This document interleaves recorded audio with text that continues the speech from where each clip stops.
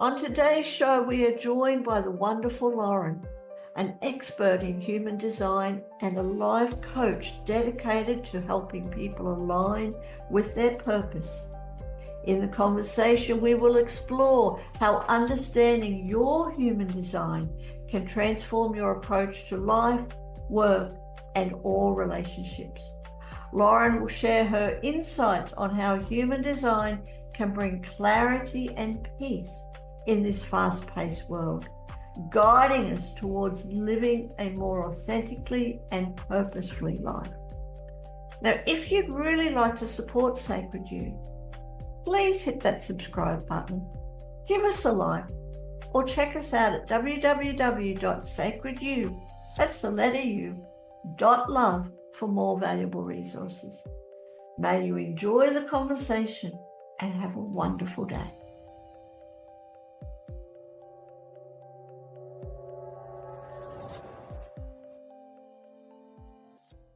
Welcome to the Pathways of Wellbeing podcast. And with me today is the beautiful Lauren.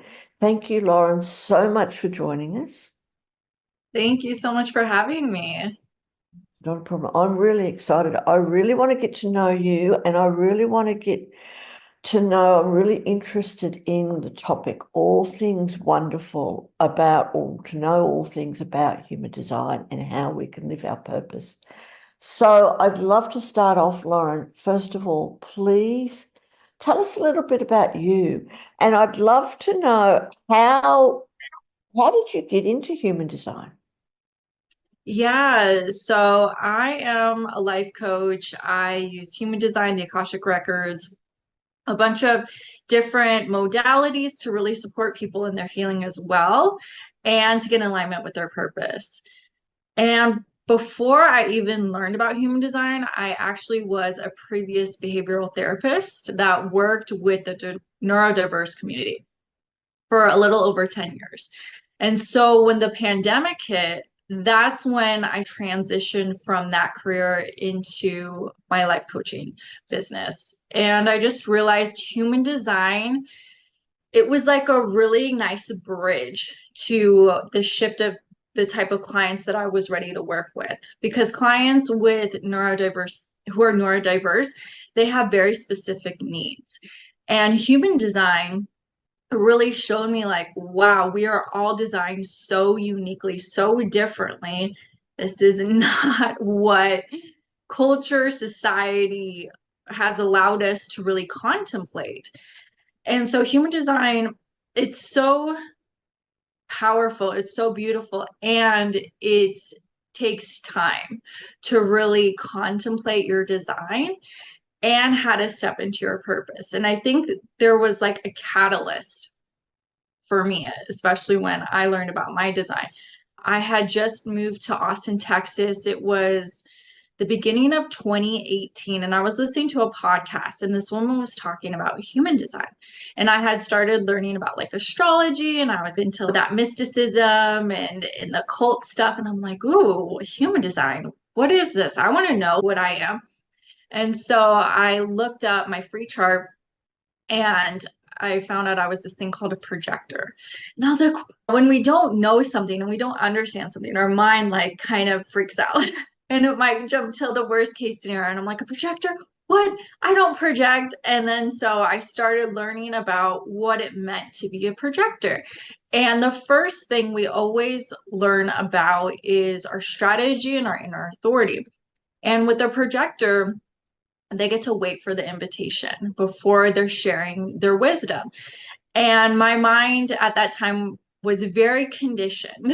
I had been living a not self generator, a manifestor for most of my life. I was being a projector, our theme is success. So we're like success driven. However, if we're operating in our not self, which is like the conditioning, it's a self that is not full of joy. It's not really being in alignment with our true self. And so my ego was like, in this fast-paced world, how am I supposed to wait? If I want things to manifest, if I want to get things done, like, how am I supposed to wait? And even though I really resonated with what they were saying about what a projector is We're here to wait. We're here to be recognized for our gifts, for our insight, to help other people move more efficiently. I just had it in my mind. It just wasn't possible at that time. And when I put that to the side, the universe was like, I gave you this information for a reason. If you're not going to use it, you're going to get all the evidence as to why your ways don't work anymore. And so when I was being ignored at my old corporate career job, when my ideas were being stolen, that's like a very projector theme of when we're living in our not self. When the environment was just not feeling great for me, I realized I had all these ideas, but they weren't being invited. And I was like, okay, let me just try this on for a little bit. Let me just see what happens if I wait and I don't interject and I don't offer my insight and guidance without that recognition and invitation. And it was the most strangest thing that I had, that I witnessed up until then, where I realized, oh my gosh, I have all this energy returning back to me. And so that was the start of my journey with human design and how I found it. Isn't it amazing? Thank you. Thank you for sharing that. And I want to go more into your journey, especially to where you are now. But can we go back just a little bit, especially for everyone who's watching or listening, who really doesn't know about human design, and it's starting to become much more popular now. But can you just explain in layman's terms what really is human design and what can people use it for? Yeah, that's a really good question, because some people will be like, I have no idea what a projector is. What are you talking about, the nuts? So it's really important to know the basics and have that good foundation. So human design is a nine-centered system that was channeled by its founder, Ra Uru, in 1987. It's a combination of the Kabbalah, astrology, the I Ching, and I'm blanking on another system that it's correlating with. But it's basically analyzing who you are the moment that you were born, the moment that your soul was like, okay, I'm signing up for this life on earth at this specific time, at this specific date, boom. And it's analyzing your DNA through this system, specifically how you are here to operate on earth, what your energy type is, if you're, and there's 5 different types. So let's go over the types. You can either be a projector, which is a non-energy type, meaning you do not have a defined sacral, meaning that you have inconsistent life force energy. And we can get more into what that means later, but I'm just gonna give a brief of what human design is.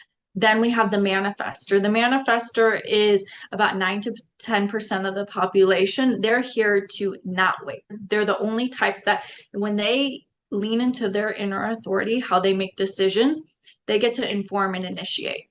And boom, I'm here. This is what I'm creating. This is the mantra for manifestors, are just do it, like Nike.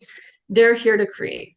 Then we have the energy types, which is about 70% of the population. This is a huge conditioner for most of the world. And that's the generators and the manifesting generators. And they have that consistent energy. It's like when they wake up in the morning, they're here to work. They're here to do what really brings them satisfaction. And then when that is exhausted, then they're like, okay, I'm ready to go to bed, refuel, and then start my day again. The thing with energy types, though, is they've been so conditioned to use their energy in ways that frustrate them, and they actually don't really want to use it. And so that's why human design is so important for every type, because they get to know how to use their energy correctly for them. And then the last type we have are the reflectors. They're like the unicorns of the types. They're only 1%, and they're here to sample life. Their aura is like Teflon. And so they're here to reflect back their environment and the people they're around. It's amazing, isn't it? Especially when we know our human design and can use it. And in that, how can we use human design in to help us in relationships, in business, just in our day-to-day life? Human design has given me so much peace and healing and understanding with my relationships alone. It answered so many questions as to the different tension I would have with people, the pain, the hurt before, the things that we don't really understand. And if we can look at our relationships in human design. Actually, you can take your chart and put it together with somebody else, and then that creates its own chart, its own energy. And so you look at the compromises that you might have with somebody else, where that will be the most tension. What brings you in attraction to somebody else? The electromagnetics you share, the things you have in common with each other, the friendships, I'm blanking on the word right now. It's like a friendship channel. It's the same gifts you share. And then you see where there might be amplified problems if you guys don't have definition in a specific center. And so for me, it answered so many questions about my family, about my relationships with my friends, my exes. And in human design, we realize it's not personal. It really is aura mechanics. And what aura mechanics means is it's just our energy. It's just how we uniquely operate. And then seeing how somebody else uniquely operates and not taking it personal. In human design, it shows us how to love each other correctly. It's not projecting what you want somebody else to be, because that's not fair. And it's not like we know any better, but with this system now we can, and we can say, oh, this is who someone's true self is. And so, yeah, I might want them to be this and that, but if you can love somebody and accept them correctly as their design, you give someone a huge gift, and you can have the most successful relationship with somebody according to their design and your design. And that's what self-love is really about, is accepting yourself and using human design and using these different tools. And in business, it's the same thing. It's using human design in business of how I'm supposed to operate in business, because we're all designed to operate differently. What gates are prominent for business, how they really stand out, and then what happens when you're in a small business, a large corporation, and what's going to pop for you and then your other business associates. And that way you're placing people in the roles that they're designed to, and it will flow better. And then seeing maybe, oh, this person's a projector, so I'm going to put them in this position. Or we don't have somebody who has this channel. Let me tap into my network and see. And so it's amazing. It's really fascinating. Now, you mentioned gates. Tell us more about gates. What are gates and how can we use them?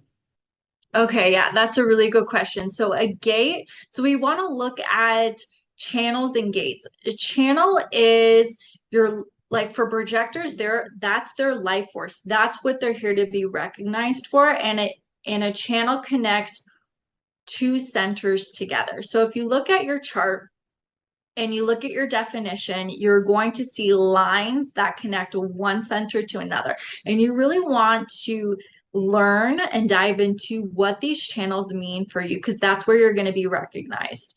And then a gate is just, we call it a hanging gate. And it's not the full channel, it's just a gate that is hanging off a center. And so depending on if it is hanging off an undefined or a defined center, you will experience that energy. So if it's hanging off an undefined center, you'll experience that energy and its themes inconsistently, versus if it's hanging off a defined center, meaning it's colored and you have that constant definition and energy, you'll still experience that energy, but it's going to be looking for the other hanging gate that makes that channel. For example, I have a hanging gate 11 off my defined ajna, meaning that's like where your third eye is up here. It's all about beliefs, ideas. And so the hanging gate 11 is all about ideas. However, I don't have the 56, and that full channel is the storyteller. And so my 11 is looking for the 56. And so when I find somebody who has a 56, we can exchange stories and talk because the 56 is off the throat. And so that's how that works. It's very interesting, isn't it? Really, you can go into human design, it's a whole different language. What I'd love to know more about human design is it similar to astrology? You know, how astrology changes so much with the planets that move and everything else, and people really believe and experience, not just believe, but experience that the planets impact our emotions so much. But yet we can change our emotions. We still have, now I'm thinking of what we're still not controlled, but we still have choice. We still have So is human design very similar to astrology? Do we still have choice in what happens in our life? Or is it pretty much well defined depending on our chart? So I think that's just a really personal, that's something that's going to be personal and based on somebody's truth through their experience. According to Raw Human Design, we have no choice, but I think I don't quite agree with that. Human Design, somebody's chart and their design never changes. And astrology is part of human design too, because we will have like our gates in specific planetary positions and then the transits. So the transits are like astrologies. And so we'll be influenced by the transits that move through these things called a neutrino stream. And so they will influence our design. We're taking the neutrino stream, the astrology forecast, and it's like creating a relationship chart in its own. And so, depending on if somebody's very open, it might influence their personal design and how the astrology is changing. It will definitely for a reflector.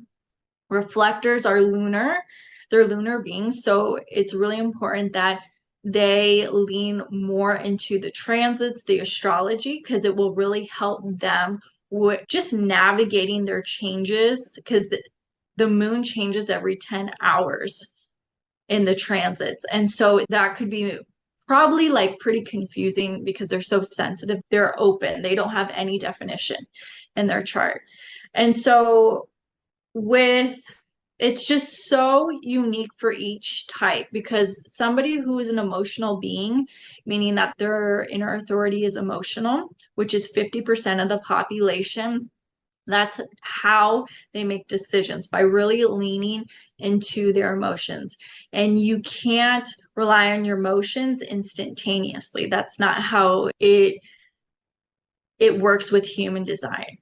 And people who have emotional authority, they will, and I'm sure you can relate to this being an emotional generator, when you make your decision based on how you're feeling in the moment, you pay the consequence after.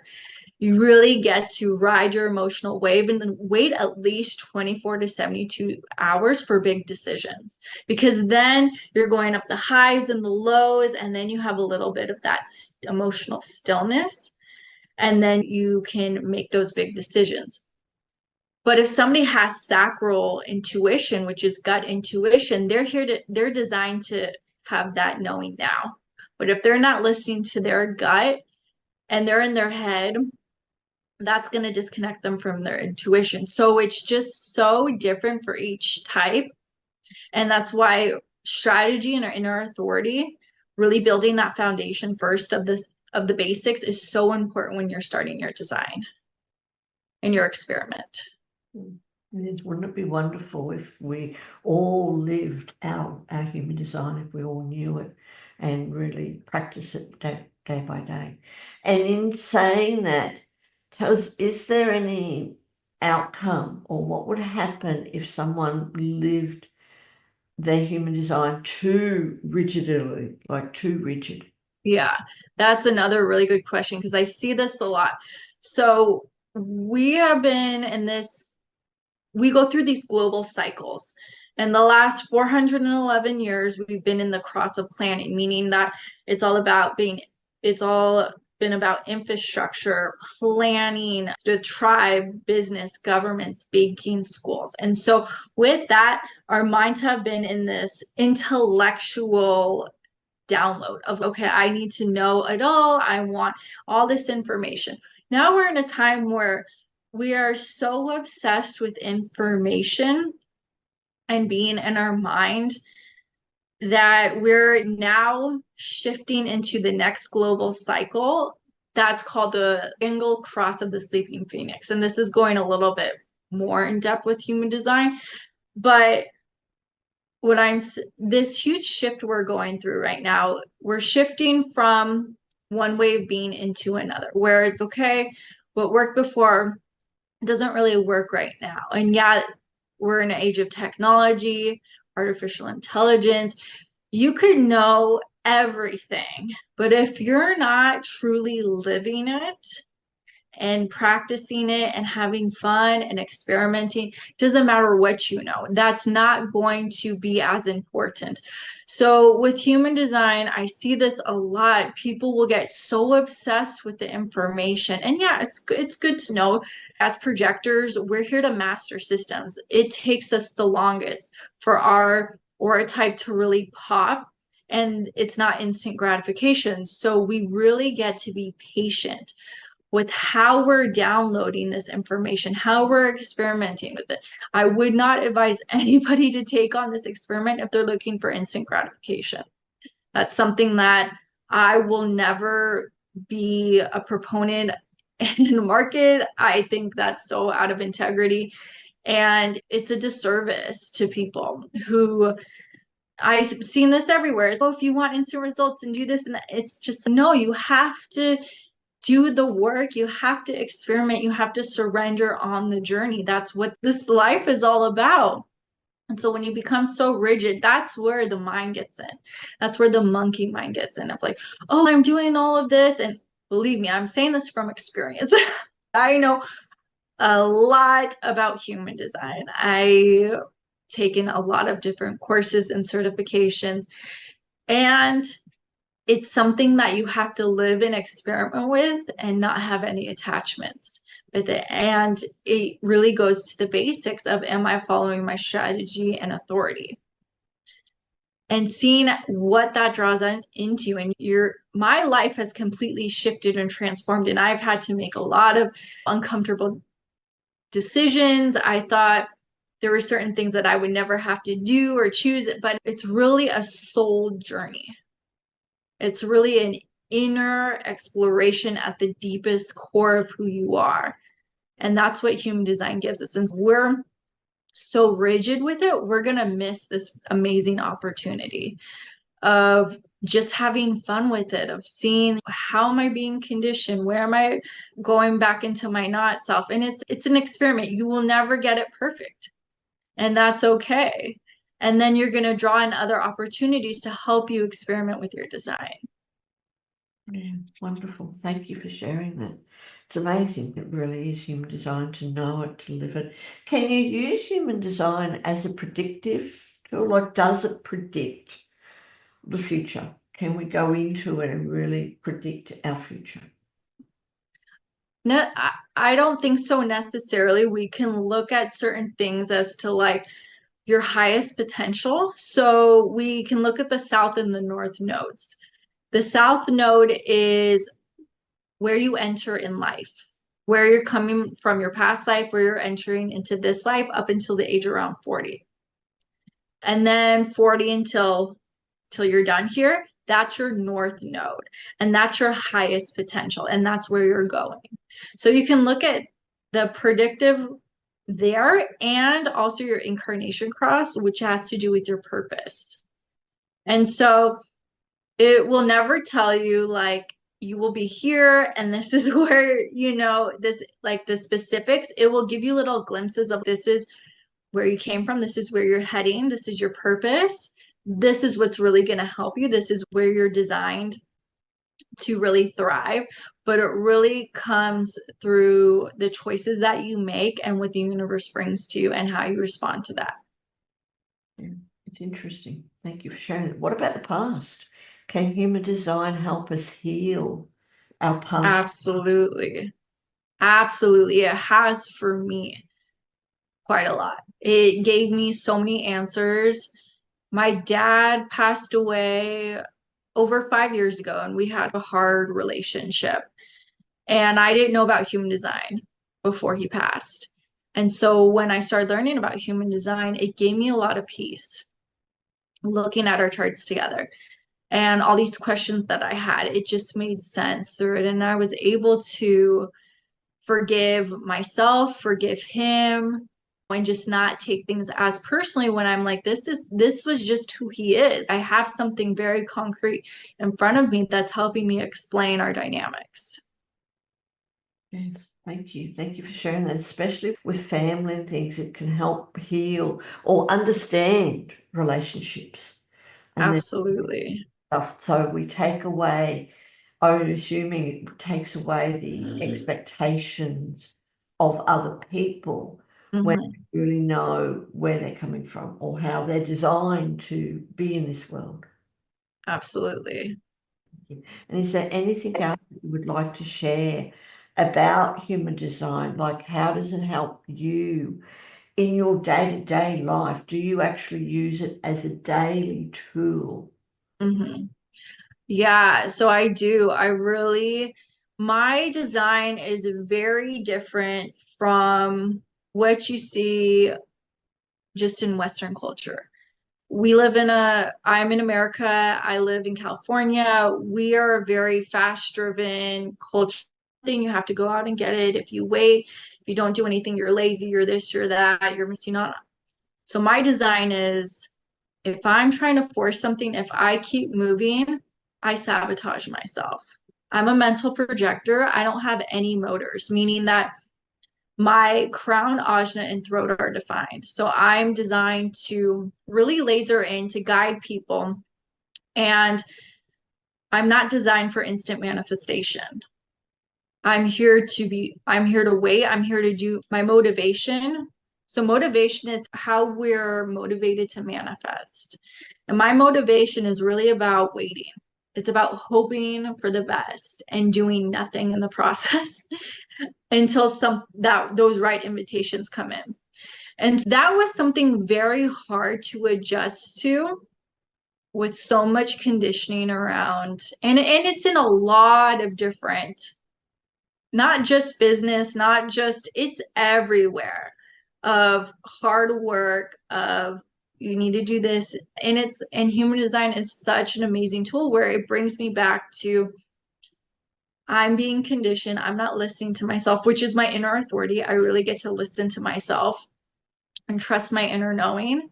And the more that I can relax and take care of myself and hope and not worry, my aura draws things into me.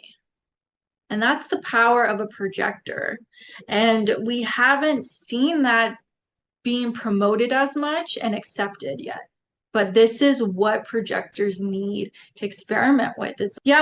Some projectors can be energy projectors, meaning that they'll have a motor defined or maybe several motors defined. But if they're not giving themselves the rest they need, the sleep they need, that self-care they need, they're going to go into burnout really easily.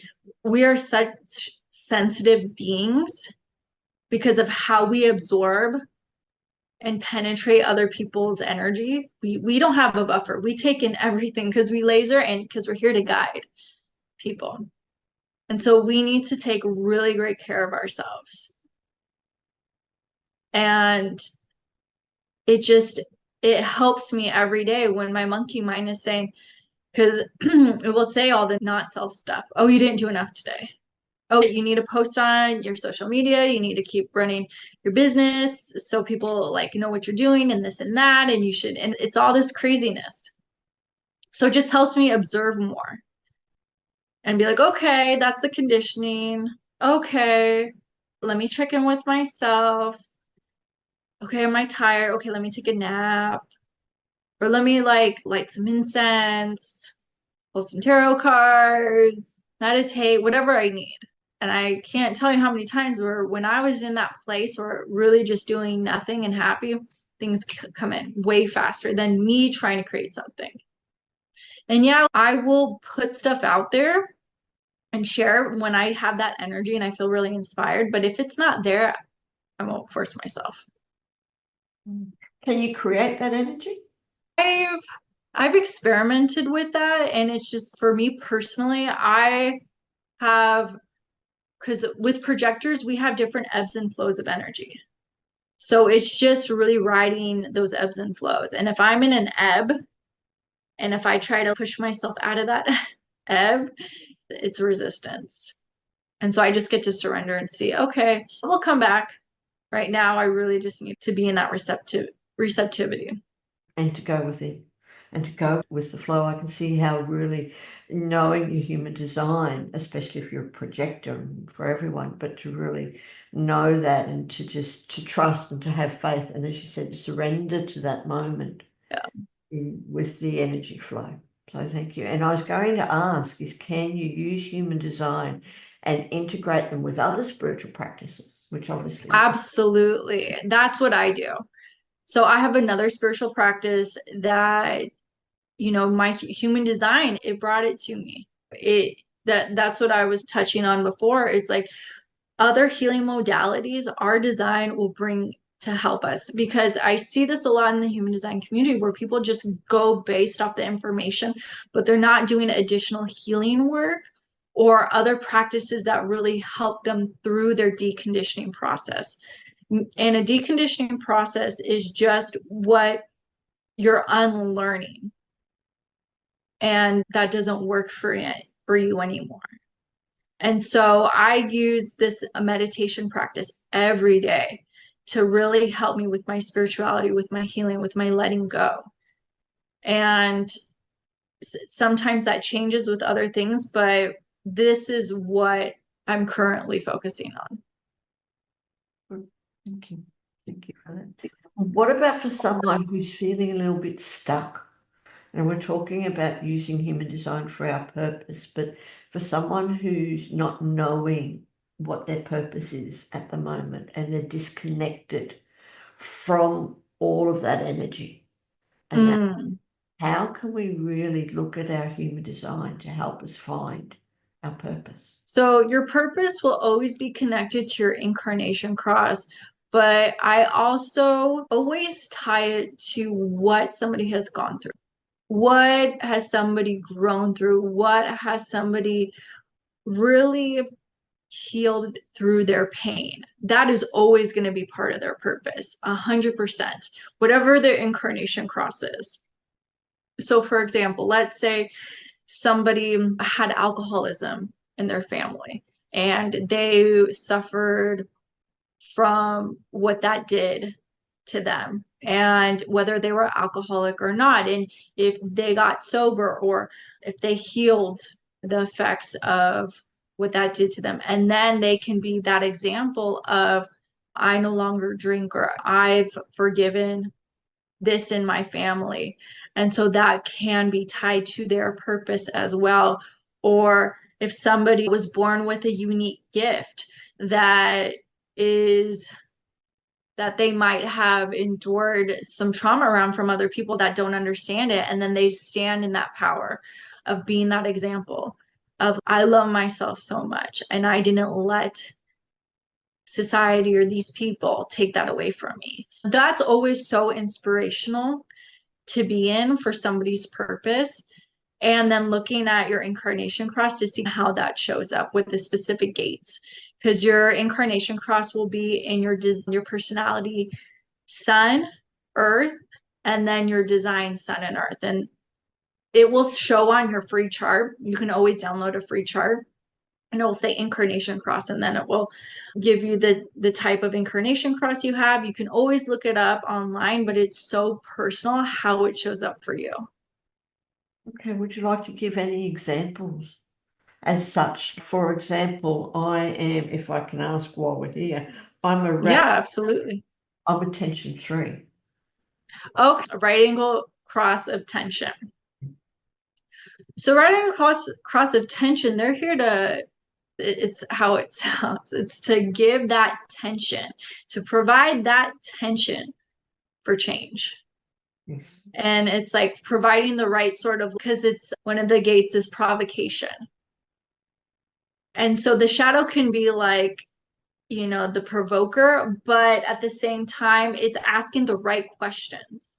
When you see something that's off and you're like, wait a second, and then it's creating, and you're experimenting with it, because it's more so of angle cross is about your personal journey and other people learning from it. And so you being the example of providing that right tension for people to wake up and be like, oh, wait, she's so right. I didn't see that before. How did I not see that before? Does that resonate with you? That resonates quite a lot, because I really feel that one of my purposes here is not to provoke people intentionally, right? I really don't go out and do that, but I'm here to help bring things up for people that they don't see. Exactly.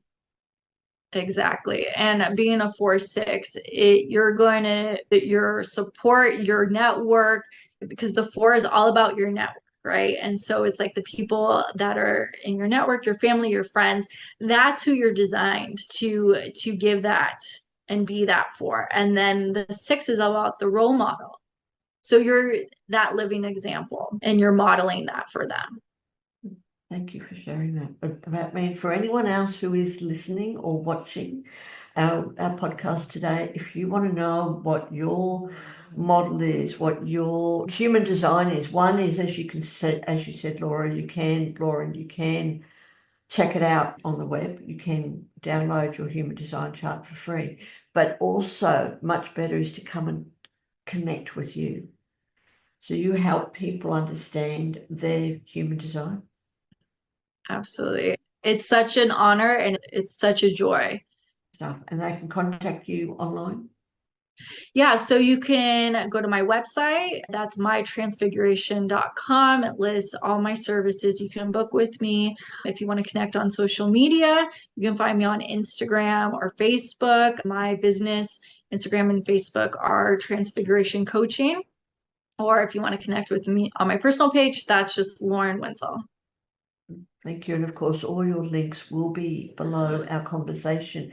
And before we wrap up, can I ask you to, because you're so much more than just human design expert, right? As you said, you're a coach, a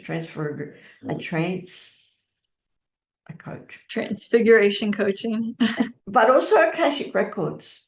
How do you Mhm. bring Akashic Records into human design? So when somebody wants to do one-on-one coaching and have like more of a long-term goals to really focus on, I always connect with people and see what they want to focus on. If they just primarily want to focus on human design, because some people just want that, or if they really want to dive more into like self healing and really explore like who they are on a soul level, a human design level. And the Akashic records, they're really powerful of clearing past life blockages, finding out your soul gifts, because this is a different modality. And human design sort of mirrors some of that with, because we have gifts. If we look at gene keys, it's more of like the spiritual aspect of human design and looking at the gates through the shadows, the gifts, and the highest expression. Whereas the Akashic Records is more clearing and energetic work that we get to do together, where I will locate somebody's soul gifts, their soul information, see what certain past life blockages are showing up now, and we clear them together, and then we just work on new action steps so that that new energy that's coming in, we want to use that and really use that to the advantage of what their gifts are. So for example, my soul gifts are all about harmony. It's about balance. It's about having things in order. And before I knew anything about my soul gifts, what this thing of Akashic records were, I lived very chaotically. So when I hired my first spiritual coach and she told me this, I was like, I think you got it wrong. I think I'm actually this. And she's like, but what happens when you live in harmony? What happens? Because my room would always be a mess. I was very disorganized, but it was all coming from trauma, right? That's how I was coping. And so she's, what happens when you have a clear space and you do decide to organize and clean? I'm like, well, I actually feel really good when that happens, you see? And so sometimes when we're just learning about who we truly are, our ego will resist it because we have been living somebody else as somebody else because that's who we thought we needed to be to survive, to be accepted, to be loved, whatever our survival patterns have taught us. And so with going into the Akashic records, you see what happened with certain past lives, how it's just not this life that it's influencing you. And then leaning into your gifts of what really support you. Like for me, drama is like kryptonite. And some people will really be like, oh, you need to speak your truth and you should do this and fight against this. And it's just like, for me, if I disengage, things rapidly change. So it's just so unique and it's very powerful work. And so having these different modalities and integrating them together, it's so amazing. It's such a gift you can give yourself. Like you will heal so much karma in your life. Like I couldn't recommend it enough. Thank you. And Lauren, before we say farewell for today's episode, is there anything else that I could have asked you? Anything else that you would like to share? Human design, it just has so many different layers as to where you can look, where you can go, and answers so many different questions. And if you're just starting out, I would really recommend you experimenting with the basics first. Don't overwhelm yourself with thinking you need to learn about all the different gates and channels and this and that and the centers, and just take it as slowly as you need to go. Really digest the information, experiment with it, be with the questions of what does this mean to live as my type. I know a lot of people who have emotional authority, 50% of the population. So that's half of people who are living, who are so disconnected from just tuning into their emotions and trusting them. If 50% of the population gave themselves permission to really listen and undig, because I see this, they have suppressed and buried their emotions so deep to survive. They rely on logic, or if they have a defined sacral, they'll rely on their sacral. But if they just gave themselves permission to lean into their emotions and be patient and not try to force, the world would radically change. The world would radically change and so much would heal, because then us empaths who don't have a defined emotional center wouldn't be amplifying all the craziness, all the suppressed emotions. And we could actually just receive, because that's the beauty with the open and the undefined centers, is we receive and we witness there. And somebody who I thought I was the most emotional person in the world. And when I found out I was non-emotional, I was like, well, what does that even mean? And so this system, it gives us so many answers, and it gives us so much freedom to see where we're taking on other people's energies and then where we might be influencing other people. Okay. But Just 1 second, Lauren. Sorry. Luckily, we can cut that out. Sorry to interrupt you. You just froze.